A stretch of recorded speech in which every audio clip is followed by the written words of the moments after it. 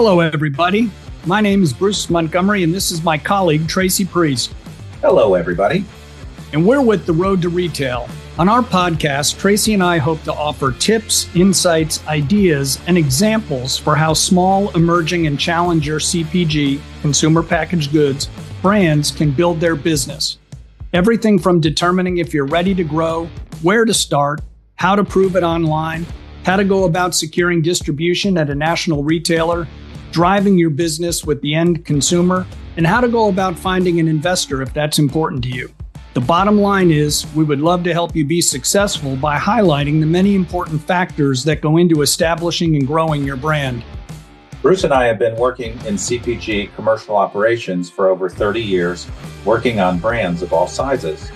By commercial operations, we mean sales, marketing, trade marketing, new product development, broker and distributor management, new product development, brand M&A, and financing. As a part of our show, we bring our guests that are brand founders and leaders, agencies, Amazon specialists, sales agents, contract manufacturers, retailers, and investors to discuss their experiences and share their insights with the audience. To keep up with the show, please subscribe to the Road to Retail podcast on Apple Podcasts, Spotify, or YouTube. Leave us a review and consider sharing the show with a friend or colleague that may benefit from the content. You can also check out our website to learn more at www.road2retail.com and follow The Road to Retail on LinkedIn. We would love to have you along for the ride.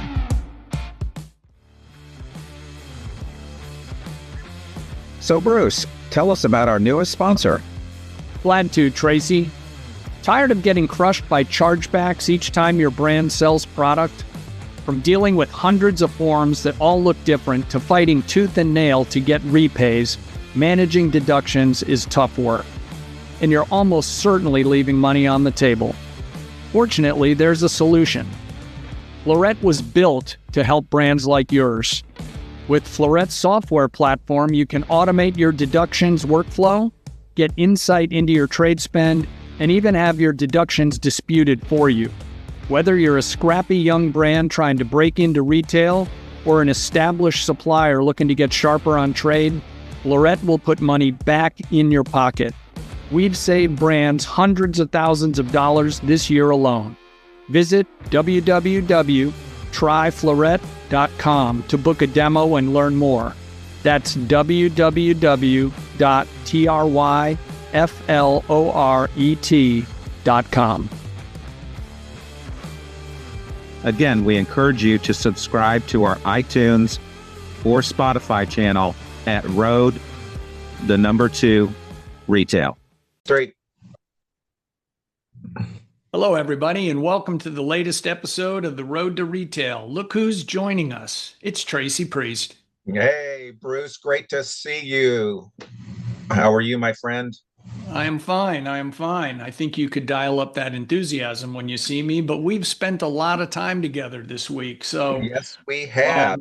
Why don't you tell us what we were doing all week? Because it was a heck of a couple of days. Yes, it was. It was great to hang out with you for a couple of days in beautiful San Diego, where the weather was just gorgeous. And Bruce and I had the opportunity to attend the Winter FancyFaire. And you probably say, what is the Winter FancyFaire? Well, it is the show put on by the Specialty Food Association. So, and also in our show notes, please follow the website for Specialty Fancy Food Association. So yeah, we had the opportunity to meet a lot of folks, and also we had the opportunity to lead one of the sessions called Ask the Expert, and where Bruce and I got to meet many actually folks. We sold out, and we got to talk about how to work with regional distributors, which we've also had some episodes on. So it was a great show, got to meet a lot of great people. First of all, I want to give a shout out to Christy Schmidt and also Liana Wilson from the Specialty Food Association for giving us the opportunity to speak at the Ask the Expert session. So that was a fantastic opportunity for Bruce and I to interact with folks that were attending the show. So a couple other things. So this was the first year that they've had it in San Diego. It moved from Las Vegas. Next year, it's going to be the next 2 years, actually, it's going to be in San Francisco, where it originated and was there for many, many years. Also want to let our audience know that in the summer fancy food show will be in New York, and that is going to be June 28th through the 30th at the Javits Center in New York. So if you're working on your trade show calendar, definitely include that on your show list. A couple other things. So I want to again call out Specialty Food Association, and if you're interested in learning more about them and becoming a member, the website is specialtyfood.com. So, Bruce, did I miss anything? Wanted to just tell everybody about the show and also give Christy and Liana a shout out and a thank you for inviting us. But I thought it was a great show and got to meet a lot of great brands. No, I think you covered that really well. I mean, this was my first time attending, and we'll talk about it a little later, but it was really well attended, and the passion and creativity of entrepreneurs across all industries, but this one largely focused on food and beverage, always amazes me. So let's talk about the purpose of the show. For those of you that go to trade shows all the time, and for those of you that are maybe considering going to your first, it's really important to understand what the purpose of the show is. Some shows are just to drive awareness, some are there to sample, some are truly networking, and others you're at these shows to write orders. So the purpose of this show really was to meet buyers. There were many, many buyers from many different types of retailers walking around, to meet suppliers, the kinds of companies and organizations that can help your brand grow, whether a co-packer or a labeling company. Those are a couple that come to mind that I saw. But really, this show is about creating awareness, driving trial, literally walking around and tasting all these fantastic foods. I am going immediately to the doctor to get on a GLP-1 from all the cheese I ate, but it was all really great. Tracy, what else can you tell the folks about the purpose of the show? What is it and isn't it that I might have missed? Yeah, so the one thing I would tell our audience is it's not a selling show. This is really, as Bruce said, about building awareness, sampling. So you're building trial and interacting. So you're planting seeds. So if a buyer comes by your booth, you'll have a sell sheet. They had, samples, obviously, and then you're getting their contact information so that you can follow up later, so that you can get a meeting to talk more specifically about your brand. So a couple other things I would tell you, there were also some co-manufacturers there. There were distributors there as well, distributors promoting the brands that they distribute. And then they're also looking for new brands that they can bring into their portfolio to distribute as well. So a lot of suppliers to the CPG industry. Yeah, sorry, Tracy. So the other things that I just had here in my notes were there were a lot of international companies. Yes. And we'll talk about that toward the end here, but because there were some interesting groupings of how the floor was laid out. So just lots of international companies, again, largely food and beverage, and some suppliers. Tracy mentioned labeling, packaging. There were also some finance software companies that are there to help your brand kind of stay organized financially. There was a data company there, at least one that I saw, our friends from Nielsen IQ. Co-manufacturers, distributors. Yeah, Tracy talked about that, but there's distributors there representing their clients and walking around looking for new brands to represent. So one of the things, folks who listen to our recap of the Founders Innovation Day from ECRM that we posted in the middle of December, remember a lot of the retailers at that event talked about the things emerging brands need, and they all said that emerging brands generally don't have a good enough handle on who their consumer is. They don't really know if their pricing is correct. They don't know if their marketing, whether it's a Super Bowl ad or social media influencers, whether it's really been thought through and going to drive people into the stores and buy things. So do that research to help to make sure, because when you do get a meeting with a retailer, you're going to go through your facts and you're going to let them taste your wonderful product in the case of the types of brands of this. And then they'll say, well, what do you know? And there's a big difference between what you know and what you think. So you might need to spend a little money to make sure that you know things versus just feel passionately about them. And the last point I'd make, again, it was my first time. And a lot of people that have gone to different trade shows forever are usually poor mouthing. It's like, oh, there used to be so much more action. This show was, in my view, was massive. I mean, there were a ton of people. There were a ton of really interesting brands. So I was, it's not the size of Expo West, but I'm not sure anything on planet Earth is. But this really serves its purpose of getting very unique emerging brands out there. Tracy, anything to add there? No, I think you covered it. So what I really want to talk about and encourage our audience who will listen to this episode is if you're a small emerging brand and you're just new to the CPG industry, definitely take a look at the Maker Prep program that SFA or Specialty Food Association offers. And so what that is it's a 6-month program. It starts with this Winter FancyFaire show and ends with the New York show in June. So it's a 6-month program.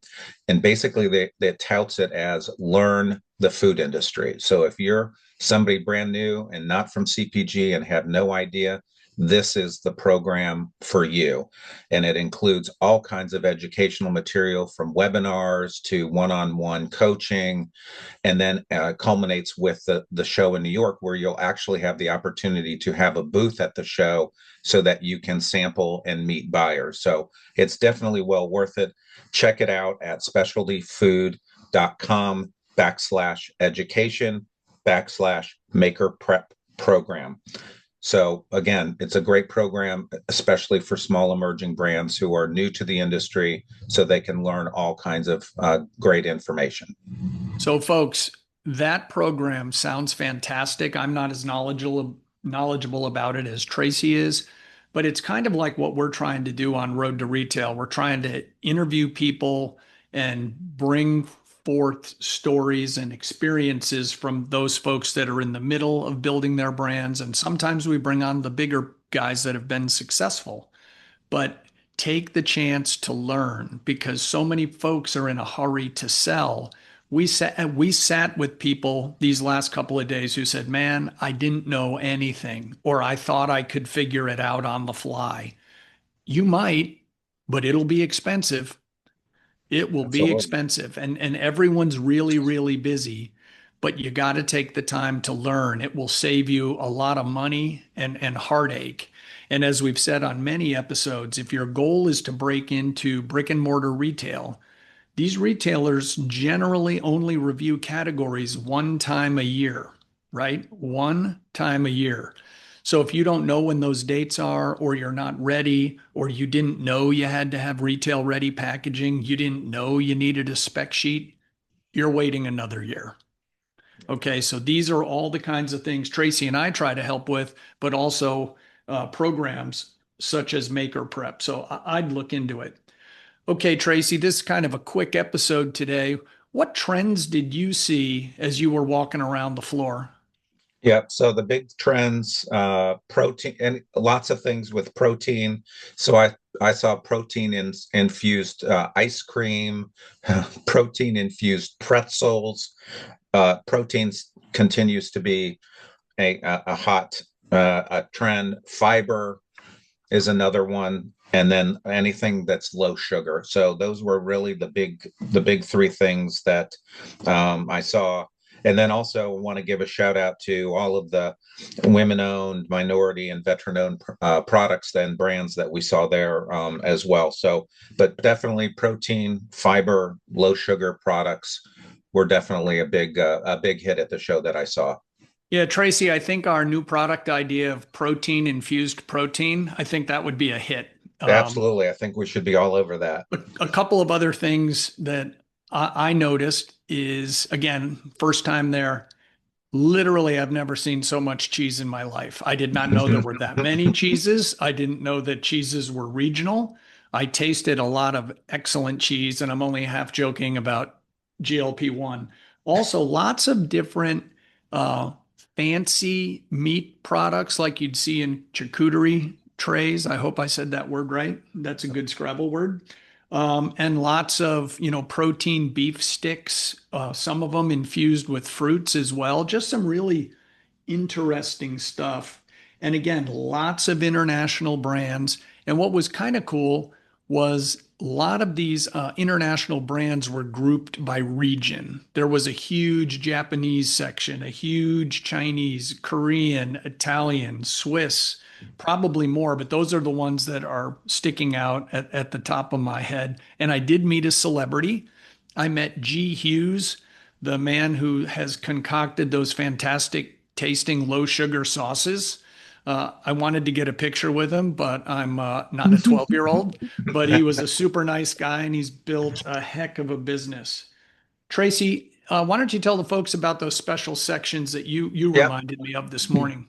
Yep. So again, highlighting small emerging brands, which is our passion and what this podcast is all about. So there were different sections within the show with different organizations specific to small emerging brands that had smaller booths, obviously, but again, SFA is a great organization to promote small emerging brands. And so these small emerging brands were clustered into little groups sprinkled throughout the show. So there was a great opportunity to meet a lot of the newbies into the into industry.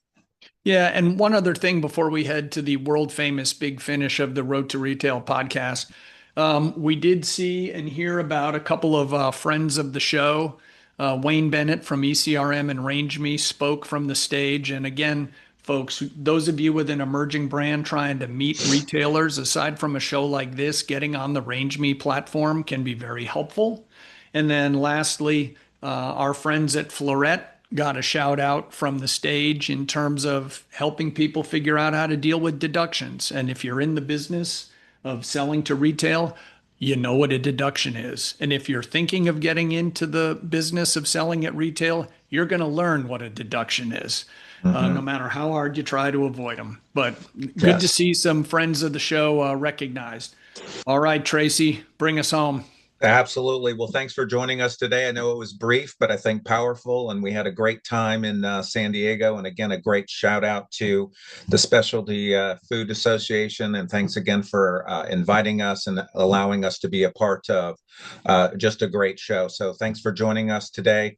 Continue to follow us on Spotify and Apple, as well as LinkedIn, and look for our show notes. Those links are in there. And then also follow us on our website, which is www.road2retail.com. Bruce, great hanging out with you this week in San Diego, but glad to be home. Yep, me too. Good luck out there, folks.